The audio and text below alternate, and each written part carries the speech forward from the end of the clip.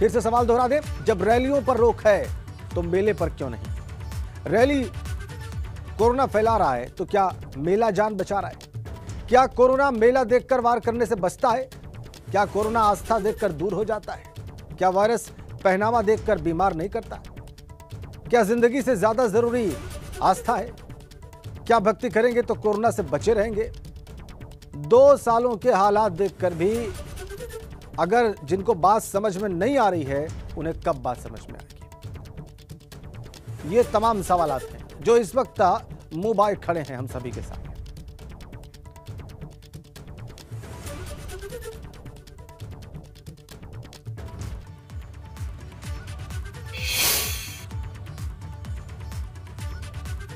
तो सवाल यह है कि रैलियों पर रोक कब, और इस सवाल का जवाब ढूंढने के लिए और तमाम तथ्यों को समझने के लिए इस वक्त हमारे साथ हैं खास मेहमान महंत बालक दास जी, अध्यक्ष हैं अखिल भारतीय व्यास संघ के। महंत जी, बहुत बहुत स्वागत है आपका एबीपी गंगा पर। और मैं आऊँगा आपके पास महंत जी, और आपसे हम लोग बहुत विस्तृत बातचीत करेंगे, समझेंगे कि क्या परिस्थितियां हैं और इन पर क्या करना उचित रहेगा। लेकिन मोहम्मद मोइन हमारे साथ, हमारे संवाददाता प्रयागराज से जुड़े हुए हैं, उनके पास चलेंगे और पहले ये उनसे जान लेंगे कि वर्तमान स्थिति क्या है और माघ मेले की तैयारी क्या है। मोइन, माघ मेला हो रहा है और अभी फिलहाल ऐसा लग रहा है कि माघ मेला जैसे पिछले वर्ष हुआ था या उसके पिछले वर्ष हुआ था या उसके पिछले वर्ष हुआ था, वैसे ही कराने की तैयारी है। आपको जमीन पर क्या दिख रहा है फर्क इस बार कोविड की तीसरी वेव के बीच में?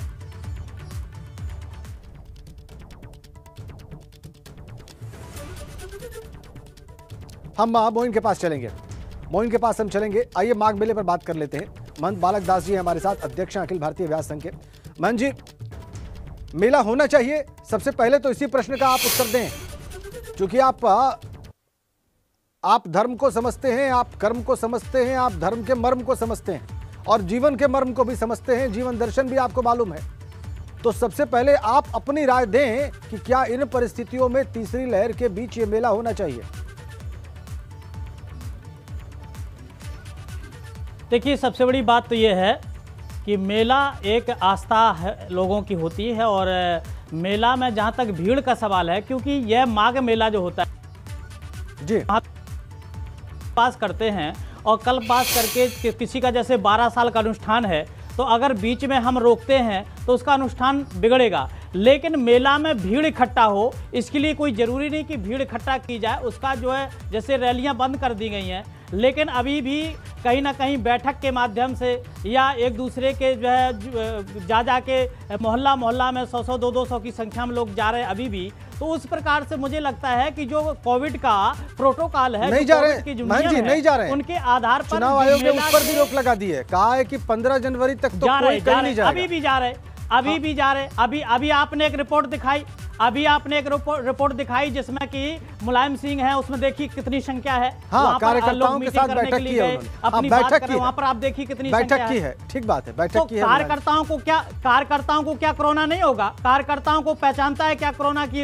ये सपा के कार्यकर्ता तो इनके पास नहीं जाएंगे, ये बीजेपी के कार्यकर्ता के इनके पास कोरोना नहीं जाएगा। तो जब कार्यकर्ता इकट्ठा हो सकते हैं तो श्रद्धालु उतनी संख्या में न जाकर के, जिनका कल्पवास एक मात्र होता है, भीड़ जुटाना जरूरी नहीं। जैसे मेला में भीड़ जुटती है, भीड़ ना जुटे, लेकिन जो कल्पवास का सिस्टम होता है, तो कल्पवास में क्या होता है कि छोटे छोटे एक छोटी छोटी झोपड़ी बना करके लोग रहते हैं, अपना जो है खाए बनाए और गंगा जी में नहा करके चले आए। तो उसमें मेला जो दर्शनार्थी जाते हैं कि मेला में क्या आया है, कैसा है, कितना भारी, उस भीड़ के लिए मुझे लगता है अगर कोरोना बढ़ रहा है, खतरा हो रहा है, तो उस भीड़ के लिए सरकार को रोक लगा देना चाहिए। लेकिन जो कल्पवास करते हैं, जिनका नियम है, जिनका अनुष्ठान है, जो अनुष्ठान संकल्प ले चुके हैं, उन कल्पवासियों के लिए कल्पवास करना देना चाहिए, जिससे कोई कोरोना फैलने, क्योंकि कोरोना संक्रमण तब फैलता है जब एक दूसरे से सटेंगे, एक दूसरे से भीड़ में इकट्ठे होंगे। और जो कल्पवासी हैं, वो सुबह 4 बजे, कोई 5 बजे, कोई 4 बजे गंगा स्नान करके अपना बना करके माला जप करते हैं। लेकिन जो देखने वाले की भीड़ होती है, जो प्रदर्शन करते हैं जाकर के, उन पर रोक लग जाना चाहिए। तो मुझे लगता है मेला भी पूरा हो जाएगा, लोगों की श्रद्धा भी पूरी हो जाएगी और कोरोना से भी बचे रहेंगे। ये आपकी बड़ी युक्तिपूर्ण जो है एडवाइस है, परामर्श है, ये वाकई विचार करने लायक है जो आपने कहा है महंत जी। इसमें तर्क दिखता है, ये तर्क का बल इसमें मुझे दिखता है। हमारे साथ हमारे संवाददाता मोहम्मद मोइन जुड़े हुए हैं प्रयागराज से, और उनसे हम जानेंगे कि तैयारी क्या है माघ मेले की। मोइन, रोक लगी नहीं है मेले पर, लेकिन क्या प्रशासन इस बारे में प्रयागराज का कुछ सोच रहा है कि अगर मेला हो तो कैसे हो, और अगर इस पर रोक लगाई जाए तो क्या कहा जाए, इसके लिए क्या तर्क दिया जाए? देखिए, कहा यह जाता है कि आस्था के आगे व्यवस्थाएं, तावे, तर्क, ये सब बौने साबित हो जाते हैं। शायद यही कुछ संगम नगरी प्रयागराज में देखने को मिल रहा है।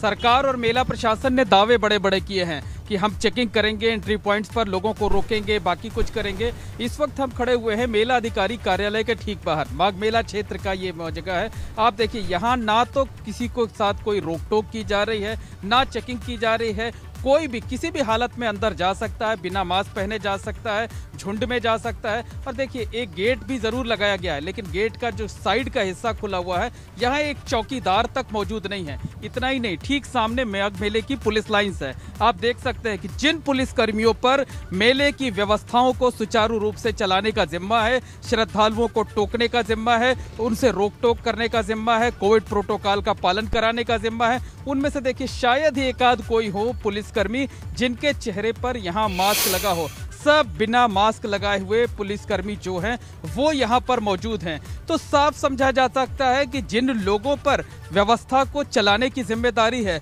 जब वही बेफिक्र नजर आ रहे हैं, तो वो किस तरीके से लाखों श्रद्धालुओं की जब भीड़ इकट्ठा होगी तो किस तरीके से पालन करा पाएंगे, ये कह पाना मुश्किल है। वैसे व्यवहारिक तौर पर यहाँ जिस तरीके से भीड़ आती है, जिस तरीके से स्वरूप होता है, उस पर कहा जा सकता है कि उस भीड़ से कोविड प्रोटोकॉल का पालन करा पाना कतई संभव नहीं है। कुछ श्रद्धालु भी हमारे साथ हैं, उनसे बात कर लेते हैं। बताइए, आप यहाँ पर किस लिए आए हुए हैं और आपको कोरोना से डर नहीं लगता क्या?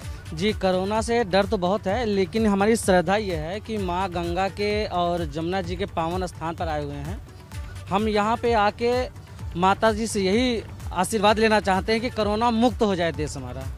इसीलिए नियम कानून के साथ। क्या आप बताइए, जैसे ये भाई साहब कह रहे हैं कि हम यहाँ कोरोना के खात्मे की प्रार्थना करने के लिए आए हैं, ये प्रार्थना तो आप घर बैठ के भी कर सकते हैं। कहा जाता है कि कड़कड़ में भगवान होते हैं, तो घर बैठ के भी तो आप आराधना कर सकते हैं। यहाँ आने की जरूरत क्या है? नहीं, वो ठीक है, लेकिन क्या है ना, आस्था अपनी जगह है, लेकिन मास्क और दूरी का ध्यान रखें, इसलिए हम अपना कोविड का पालन कर रहे हैं। बाकी आस्था से बड़ा तो कोई है ही नहीं, सब ठीक हो जाएगा आने वाले टाइम में।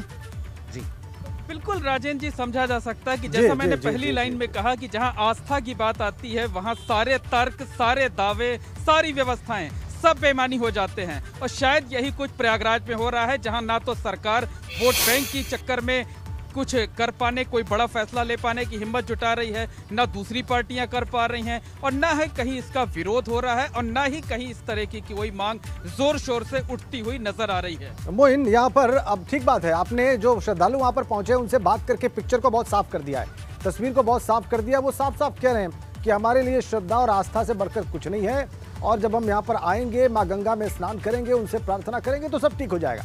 ये श्रद्धालु वहाँ पर कह रहे हैं। अब हम महंत जी की बात सुन लेते हैं। महंत जी, आप अभी कह रहे थे और आपके तर्क में मुझे व्यक्तिगत रूप से बल दिखा कि कल्पवासी जो आते हैं, जो अनुष्ठान करते हैं और जो व्रत के संकल्प के साथ वहाँ पर पहुँचते हैं, वहाँ पर टेंट्स में रहते हैं और तपस्वी का जीवन जीते हैं 1 महीने तक, उनको तो रहने दिया जाए, लेकिन जो सामान्य दर्शनार्थी हैं, जो सामान्य श्रद्धालु हैं, उन्हें ना आने दिया जाए। लेकिन ये व्यवहारिक रूप से संभव कैसे होगा महंत जी? आप देख लीजिए लोग क्या कह रहे हैं और कैसे पहुंच रहे हैं। देखिए, ऐसा ना कि उनकी आस्था है, मुझे लगता है हर व्यक्ति अपनी आस्था को लेके चलेगा ही, और कुछ लोगों को ऐसी आस्था होती है कि भाई गंगा जी में हम स्नान करेंगे, त्रिवेणी में स्नान करेंगे तो हो सकता कोरोना खत्म हो जाए।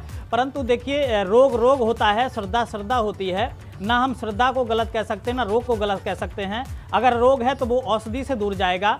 तो इस प्रकार से मुझे लगता है कि सरकार की भी कुछ व्यवस्था होना चाहिए। सरकार अपने स्तर से भीड़ इकट्ठा ज़्यादा ना होने दे। अगर श्रद्धालु जाते भी हैं तो उनको स्नान करा के और बारी बारी से हटाता जाए, वहाँ पर खड़ा ना होने दे, भीड़ ना इकट्ठा होने दे। तो जिससे ये होगा कि कोरोना का जो प्रोटोकॉल, उसके तहत नहा करके लोग चले भी जाएंगे, भीड़ इकट्ठा भी नहीं होगी। और जो श्रद्धालुओं का जो 12 साल का अनुष्ठान होता है कल्पवास वालियों का, उनका पूरा हो जाएगा। अब भीड़ अगर इकट्ठा होगी और कहीं अगर मेला को बंद कर दिया जाएगा तो उन लोगों का क्या होगा जो संकल्प लेकर के बैठे हैं कि हम 12 साल लगातार अपना जो है करेंगे, स्नान करेंगे और कल्पवास करेंगे। तो मुझे लगता है कहीं ना कहीं उनके आस्था पर ठेस पहुंचेगी और उनका संकल्प होगा। आपने जो पहले कहा, सरकार को आपने जो पहले जांच कहा और अब पड़ताल जो आप करके। कह रहे हैं इन श्रद्धालुओं की बात सुनने के बाद उसमें थोड़ा अंतर आ गया है।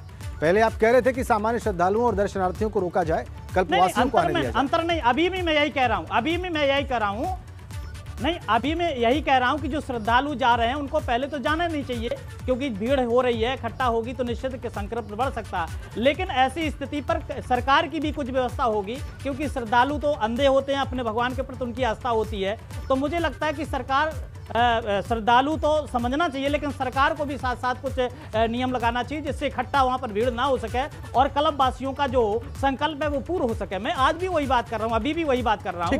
फर्क इतना है कि मैं इस बार आप कह रहे हैं कि अगर श्रद्धालु और दर्शनार्थी आते ही हैं तो भी उनको मैनेज किया जाए। ठीक है, मैं समझ पा रहा हूं। आप ये कह रहे हैं कि अगर दर्शनार्थी और श्रद्धालु पहुंचते ही हैं वहां पर, कारण है जैसे जो तो उनको व्यवस्थित किया जाए। ठीक है, आपकी बात आ गई। मैं वापस आता हूं आपके पास। मोइन से जानते हैं, मोइन ये परामर्श दे रहे हैं महंत बालक दास जी। तो और भीड़ इकट्ठा होगी, जी और भीड़ इकट्ठा होगी। जी जी, महंत जी कह रहे हैं मोइन के पहले तो रोक लगाई जानी चाहिए, और अगर श्रद्धालु और दर्शनार्थी और स्नान करने के इच्छुक लोग पहुंच ही जाते हैं तो प्रशासन की व्यवस्था ऐसी होनी चाहिए कि उनको कहीं इकट्ठे ना होने दिया जाए, उनको अलग अलग रखा जाए, दूर रखा जाए, स्नान करके निकालते रहा जाए।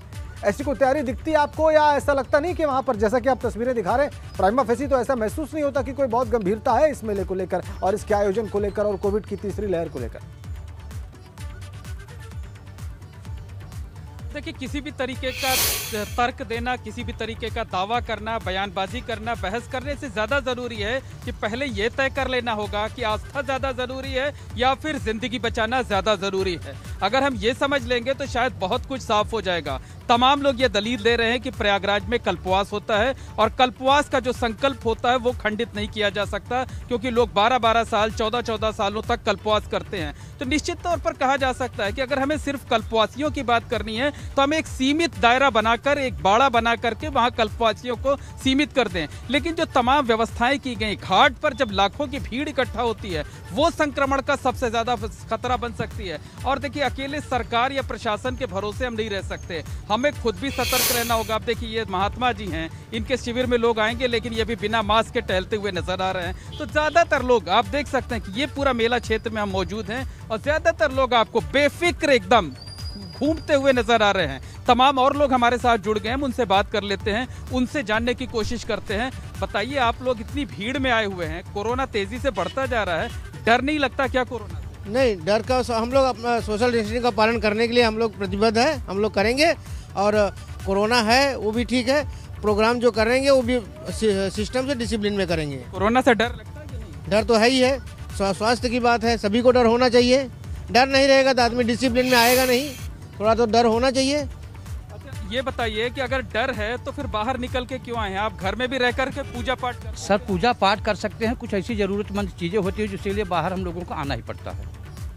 अगर घर बैठे से कोई काम तो चलेगा नहीं, क्योंकि हर एक चीज़ साफ हुआ। देखिए, एक भाई साहब, ये बिना मास्क के 2 लोग हैं, आप लोगों को कोरोना से डर नहीं? नहीं, कोई प्रयागराज है, प्रयागराज में कोई डर नहीं है। कोरोना से कोई डर नहीं लगता? ना। आपको लगता है कि आपको भी नहीं लगता है? लगता है।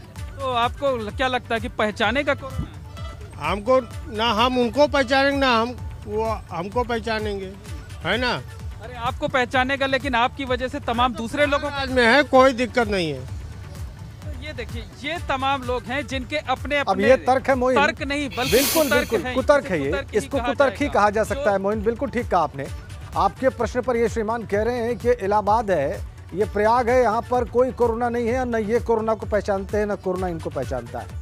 लेकिन ये बयान और ये विचार और ये एटीट्यूड संकट को दावत देगा, ये बिल्कुल साफ जान पड़ता है। मोइन हमारे साथ, आप मन जी हमारे साथ बने हुए।